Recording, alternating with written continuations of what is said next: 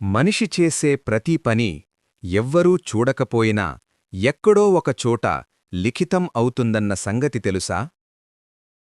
పురాణాల ప్రకారం సృష్టి విస్తరించిన కొద్దీ యమధర్మరాజుకు ఒక పెద్ద సమస్య ఎదురైంది.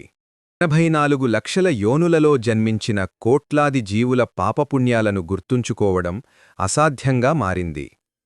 అప్పుడు యముడు బ్రహ్మదేవుని శరణు కోరాడు.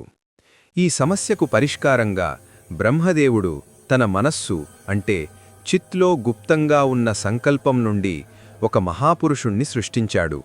అందుకే అతనికి చిత్ ప్లస్ గుప్త అనే అర్థంతో చిత్రగుప్తుడు అనే నామం వచ్చింది. సృష్టి అయిన వెంటనే అతడు కార్యప్రవేశం చెయ్యలేదు.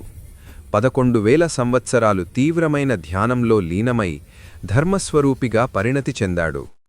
ఆ ధ్యానం పూర్తయ్యాక చేతిలో కలం, భుజంపై శాన ధరించిన మనిషిగా అవతరించాడు. అతనికి సృష్టిలోని ప్రతి జీవీ చేసే ప్రతి కర్మనూ నీవు ఖచ్చితంగా లిఖించాలి, మరణానంతరం వాటిని యమునికి నివేదించాలి అని బాధ్యత అప్పగించాడు. అలా చిత్రగుప్తుడు యమలోకంలో కర్మల లేఖకుడిగా నియమితుడయ్యాడు.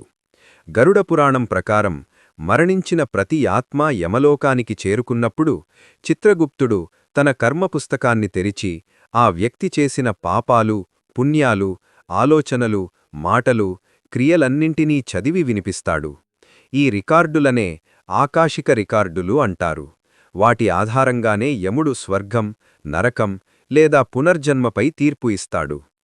కొన్ని సాంప్రదాయాల ప్రకారం లిపి, అక్షరాల ఆవిష్కరణ కూడా చిత్రగుప్తుని నుంచే వచ్చింది. కర్మల లిఖనం కోసం అక్షరజ్ఞానం అవసరం కాబట్టి అతనిని లిపిదాతగా స్తుతిస్తారు. ఇరావతి, నందిని అనే భార్యల ద్వారా అతని సంతానం కాయస్థవంశంగా విస్తరించిందని పురాణాలు చెబుతాయి.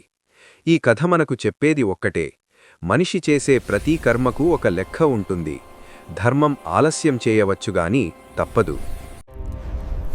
ఇలాంటి వీడియోల కోసం మన ఛానల్ని ఫాలో అవ్వండి.